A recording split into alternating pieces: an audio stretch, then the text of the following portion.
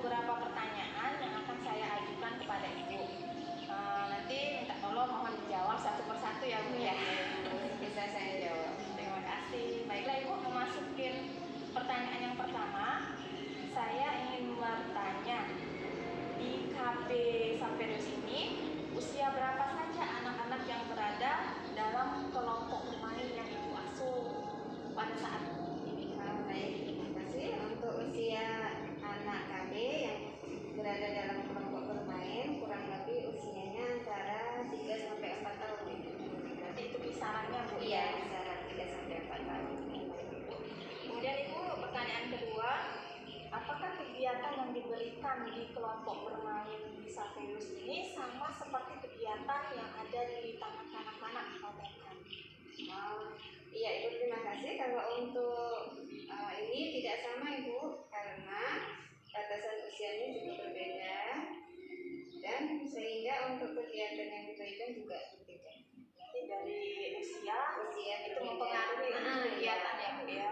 Baik Ibu. Kemudian Ibu, yang ketiga, bagaimana penataan ruangan pada kelompok bermain pada video yang telah saya kirimkan kepada Ibu. Nah, itu saya minta tolong Ibu menjelaskan bagaimana penataan ruangannya pada kelompok bermain di video yang pernah Ibu lihat. Baik, setelah saya lihat videonya, untuk penataan ruangannya pada video tersebut, di dinding luar kelas ada lukisan atau gambar yang bertemakan dengan binatang, yaitu gajah. Di kelas juga ada lukisan atau gambar dengan tema alam semesta, ya. Lengkap dengan gunung, pohon, serta rumput dan bunga-bungaan. Ada juga gambar alat transportasi seperti pesawat dan simbol-simbol angka. Nah, saat melakukan kegiatan, anak-anak duduk di karpet serta sambil membentuk lingkaran. Itu yang saya lihat itu. Tapi memang pada kelompok bermain itu penataan ruangnya harus menarik, ya. Lukisan seperti ini ya, biar menarik anak untuk belajar. Ciri khasnya Bu ya, Iya. Ibu. Kemudian untuk pertanyaan yang keempat, apa perbedaan atau keistimewaan program-program di kelompok bermain yang Ibu asuh ini dibandingkan dengan video yang pernah Ibu lihat itu? Jadi kami minta tolong Ibu menjelaskan apa perbedaan atau keistimewaan di kelompok bermain yang Ibu asuh ini dibandingkan dengan video yang Ibu lihat. Baik, untuk soal perbedaan atau keistimewaan, mungkin setiap sekolah beda-beda ya Ibu. Untuk setiap KB yang punya program yang berbeda atau keistimewaan sendiri ya. Jika di kelompok bermain kami sudah mengembangkan semua aspek pengembangan, baik moral, agama, kognitif, fisik motorik, sosial emosional, bahasa, dan seni. Dan yang terpenting adalah pembinaan karakter anak dan pendidikan yang harus berpusat kepada anak. Jadi semua pendidikan kami berfokuskan kepada anak. Bagus sekali ya Bu ya, itu memang suatu keistimewaan dalam suatu sekolah. Iya, apalagi ciri khas di zaman-zaman seperti ini Bu ya, memang kita harus fokus pada anak ya Ibu ya. Bagus sekali. Kemudian Ibu, untuk pertanyaan kelima, bagaimana cara menyusun rencana kegiatan untuk anak di kelompok bermain itu Bu? Mungkin ada trik atau gimana Bu kalau dari kelompok bermain di Saperius? Oke, baik Ibu, kalau dari sekolah kami menggunakan formulir rencana pengembangan kegiatan anak yang khusus dikeluarkan oleh kelompok bermain kami. Nah, kepala sekolah kelompok bermain kami mengharuskan setiap pendidik di sini mengisi formulir tersebut dan nantinya disupervisi apakah benar apa yang kami lakukan sesuai dengan yang kami tuliskan pada formulir tersebut. Seperti itu berarti memang sudah ada Bu ya rencana kegiatan yang Iya, harus ada rencananya itu. Sehingga kita dalam kegiatan sehari-hari itu tidak bingung. Jadi sudah ada rencana, tinggal dijalankan saja. Tertata Bu. Iya. Bisa kali sistemnya. Kemudian Ibu memasukin pertanyaan ke-6. Referensi apa yang Ibu gunakan untuk menyusun rencana kegiatan anak? Jadi ada referensi kan seperti itu sebelum menentukan rencana kegiatan. Nah baik Ibu, kalau untuk referensi di TK kami menggunakan kurikulum belum K13 itu. Jadi memang sudah mengikuti Bu ya. Iya, untuk yang sejauh ini kami masih pakai yang kurikulum K13. Ibu, untuk pertanyaan yang ketujuh, apa saja yang Ibu ambil atau Ibu manfaatkan dari referensi tersebut, Bu? Dari kegiatan referensi itu ya kita supaya bisa melihat langsung tentang kegiatan yang dilakukan sehari-hari, kegiatan anak langsung sehari-hari, kita bisa melihatnya juga bisa mempraktekannya nanti. Karena memang K13 itu memang harus anaknya Harus Bu, ya, anak yang aktif melakukan eksperimen seperti itu ya, Bu. Jadi jadinya gurunya saja. sebagai motivator saja, nanti anaknya yang harus lebih aktif. Bagus sekali, jadi memang memacu anak untuk lebih kreatif ya, Ibu ya. Bagus sekali Ibu. Kemudian Ibu, pertanyaan ke-8, adakah kesamaan kegiatan yang dilakukan pada video dengan kegiatan di kelompok bermain Ibu pada saat ini? Ada kesamaannya seperti itu. Oh iya. Baik Ibu, untuk kesamaannya menurut saya ada kesamaannya karena kegiatan dalam video tersebut, kegiatan awalnya anak-anak sebelum memasuki kelas, anak-anak diajak dulu bernyanyi, gerak-gerak dan tepuk tangan di halaman. Itu untuk mendorong anak tuh lebih semangat dulu. Dan terus sekolah atau tempat bermain kemudian berbaris seperti kereta api sebelum masuk ke dalam kelas. Kami juga melakukan biar rapi ya, biar rapi. Dan anak-anak juga diajak berdoa, bernyanyi, bercakap-cakap tentang kegiatan. Lalu masuk dalam kegiatan inti, gurunya menjelaskan kegiatan itu. Terus anak-anak juga istirahat, makan, kegiatan penutup, berdoa dan pulang. Itu semuanya hampir sama dengan kayak kami lakukan. Hampir sama seperti Iya, hampir sama. Berarti memang kita itu Intinya seperti itu. ada tahap demi tahap. Iya, harus dilalui dari awal memberi semangat ke anak-anak, habis itu masuk ke intinya, menjelaskan juga. Pasti ada penutupnya, Bu. Iya. Tidak langsung bawa anak-anak langsung ke dalam untuk melakukan kegiatan itu. Tidak seperti itu. Iya. Selain seperti kalau anak yang jenjang lebih tinggi seperti SD mungkin baris langsung masuk, tapi kalau anak TK harus diberi semangat terlebih dahulu biar anak-anak merasa senang ketika masuk di dalam kelas. Sekali Bu ya, memang harus memberi semangat anak. Iya, tadi ya, Bu ya. semangat awal gitu. Apalagi anak tadi usianya 3 tahun ya, Bu Iya, ya. masih manja-manja ya, masih Ibu manja, ya. masih maunya sendiri. Iya, benar sekali.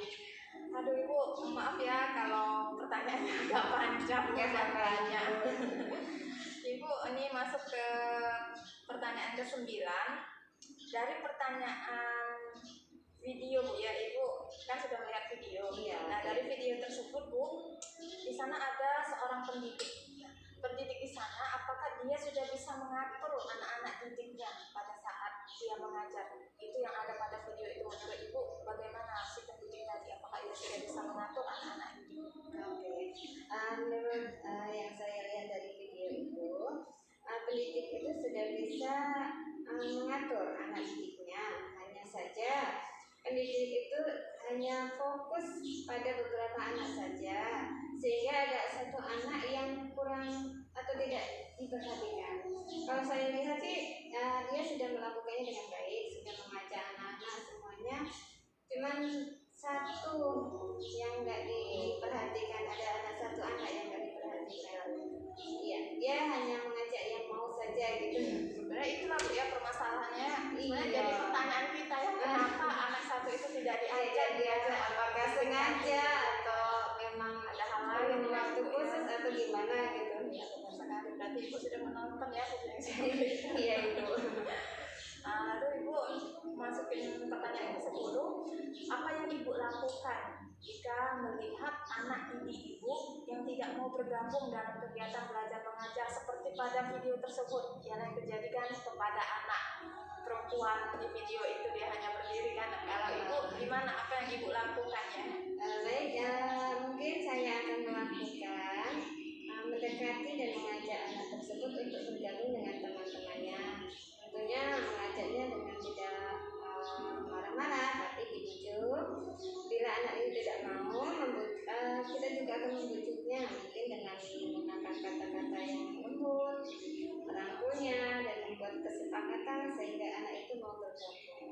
Jadi tidak membiarkannya begitu saja. Tidak, kita akan mencoba dulu mendekati anak itu apa yang menjadi Kesalahannya, iya, ya, apa yang menjadi masalahnya sehingga dia tidak mau bergabung dengan yang lain. Diajak bicara terlebih dahulu. Karena kita nggak tahu Bu ya dia dari rumah atau ada yang diminta nggak dikasih sama orang Iya. tuanya, bisa jadi seperti itu. Karena dilihat dari video dia semangat menuju ke sekolah itu jalan sendiri semangat. Sampai di sekolah tiba-tiba nggak mau gabung itu mungkin ada alasannya sendiri. Benar sekali, Bu. Iya. Oke, Bu, menyambung pertanyaan tadi, mengapa anak didik satu persatu pada kegiatan inti ya Bu ya, di video tersebut anak-anak itu disuruh mengucapkan kartu huruf yang ditunjukkan oleh guru. Nah itu mungkin ada sebabnya mengapa anak didik itu disuruh untuk menyebutkan kartu huruf yang berupa tulisan anak-anak disuruh menirukan. Nah, itu apa? Mengapa ya Bu ya seperti itu pendidikan lama seperti itu, kenapa? Iya, memang secara umum ibu guru itu melakukannya secara umum ya kepada anak-anak terus satu-satu karena mungkin ingin agar semua anak di dalam kelas tersebut dapat mengenal dan mengucapkan atau menirukan lambang yang ada di huruf tersebut. Mungkin ibu itu ingin apakah yang dijelaskan oleh pendidik tadi anak-anak mengerti atau tidak, Terimanya iya, jadi tahu atau tidak, apakah sudah mengerti, karena memang secara umum itu semua bisa menjawab, tapi apakah satu-satu anak berani sekaligus mengetes anak apakah berani mengucapkan itu. Benar sekali Ibu, melatih ya Bu ya. Iya, melatih anak juga untuk berbicara. Sekali Ibu jawabannya. Kemudian memasuki pertanyaan ke-12, kegiatan apa saja yang dilakukan anak-anak pada video tersebut Bu? Kan begitu banyak kegiatan yang dilakukan anak-anak. Saya minta Ibu menjelaskan kegiatan apa saja yang dilakukan anak-anak pada video tersebut. Oke, kalau dalam video tersebut banyak kegiatan yang dilakukan oleh anak-anak, seperti contohnya yang pertama diajak berdoa, belajar lagu, bertepuk semangat, bernyanyi, mengucapkan atau menirukan tulisan, dan menempel bentuk geometri menjadi bentuk pesawat. Itu yang terjadi di kegiatan itu pada hari itu. Yang ada di video. Iya, yang ada di video pada hari itu mengajak anaknya dari awal sampai kegiatan yang bisa dilakukan. Jadi Ibu benar-benar ya mengikuti ya kegiatan itu dari awal Dari tengah awal hingga sampai akhir ya. biar tahu intinya gimana gitu. Terima kasih sekali Ibu sudah menonton video yang saya berikan. Kemudian Ibu, untuk pertanyaan yang ke-13, apakah kegiatan yang diberikan pendidik pada video itu sudah menyenangkan anak-anak pada saat kegiatan yang berlangsung itu? Jadi apakah pendidik itu sudah bisa membuat anak-anak senang mengikuti kegiatan yang diberikan? Baik, kalau menurut saya kegiatan yang diberikan pendidik pada video tersebut sudah menyenangkan anak karena sebagian besar anak mau dan dapat melakukan kegiatan yang dilakukan oleh guru itu ya.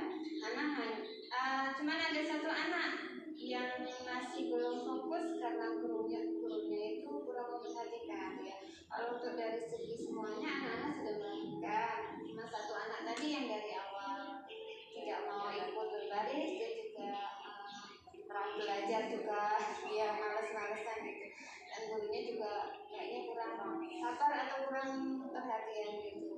Padahal sebenarnya kalau saya melihat juga di video itu banyak ya Bu yang gurunya itu tidak hanya Iya, satu itu ya. itulah apa memang anak itu perlu perhatian khusus sengaja dibiarkan atau nanti perlu waktu khusus mereka untuk dia sendiri atau gimana gitu Bu.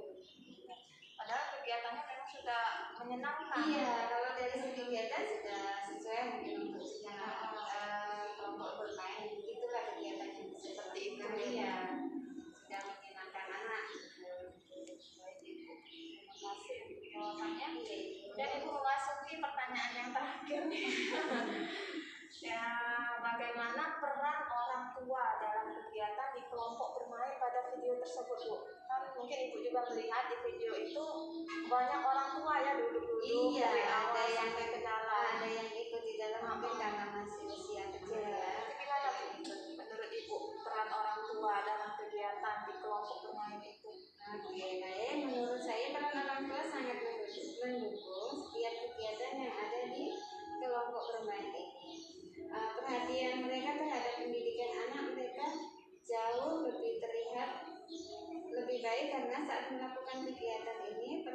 tua di sana itu membantu itu semuanya. Iya, mereka itu membantu Bu, tidak hanya duduk-duduk untuk mengajarkan anak-anak, dan mereka mendukung setiap perkembangan anak mereka sesuai dengan bakat mereka masing-masing. Ya, jadi mereka juga mempunyai peran ya di dalam kelas itu, mungkin itu dia melihat anaknya bisa ikut membantu, tapi memang tidak sepenuhnya karena itu memang tugas pendidik. Iya, guru orang tua memang mempunyai peran, mungkin nanti bisa dilebihkan di rumah untuk peran selanjutnya. Kalau di sekolah memang 100% itu tanggung jawab oleh diri. Tapi memang tidak tertutup kemungkinan dari warga sekolah dan orang tua yang ikut ambil juga. Iya, itu harus kalau memang bisa di sekolah bisa dimanfaatkan orang tua untuk membantu anak, bisa dimanfaatkan, itu lebih bagus. Tapi memang harus ada kesepakatan itu. Paling tidak memang untuk mengetahui Bu ya orang tuanya gimana Bu batas kemampuan si anak ini. Iya, ya seperti itu ya. Bisa melihat nanti di rumah. Kalau untuk mengajarkan anak tersebut di rumah, orang tua itu bisa mengarahkannya ke arah gitu. Tidak bingung ya. Benar sekali Ibu. Oke Ibu, terima kasih untuk jawaban-jawaban yang begitu menarik dan memuaskan bagi saya. Sama-sama Ibu, itu yang bisa saya jawab. Sekali lagi terima kasih. Semoga Ibu masih dapat meluangkan waktunya untuk dapat melakukan wawancara bersama saya lagi, karena mungkin besok-besok saya juga masih akan membutuhkan bantuan Ibu untuk melakukan wawancara. Selagi saya bisa, saya bantu Ibu. Oke Ibu, akhir kata saya ucapkan terima kasih untuk waktunya. Terima kasih sudah menjawab semua pertanyaan yang begitu banyak dari saya. Sekali lagi, semoga Ibu selalu diberikan kesehatan dan sukses selalu untuk Ibu. Amin. Terima kasih Ibu. Selamat siang.